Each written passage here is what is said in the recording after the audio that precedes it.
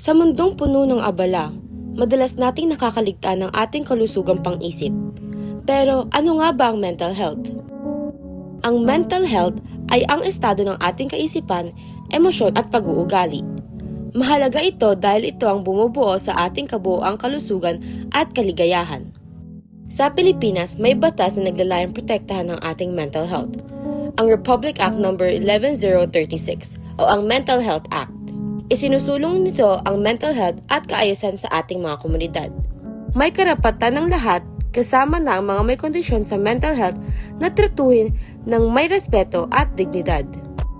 Dapat tayong magkaroon ng access sa mga serbisyo at suporta para sa ating mental health. Sa kabila ng mga pagsisikap, narito pa rin ang stigma, pero maaari tayong magbago. Sa pamamagitan ng empatiya, kabaitan at suporta, maaari tayong magtakda ng magandang halimbawa sa iba. Huwag matakot humingi ng tulong. Ang bawat hakbang patungo sa pag-unawa at pag-aalaga sa ating mental health ay mahalaga. Samahan kami sa advokasiyang ito. Magtulungan tayo para sa mas malusog na kaisipan at mas masayang komunidad. Ang iyong kalusugan sa isip ay mahalaga. Huwag mag-atubiling makipag-ugnayan.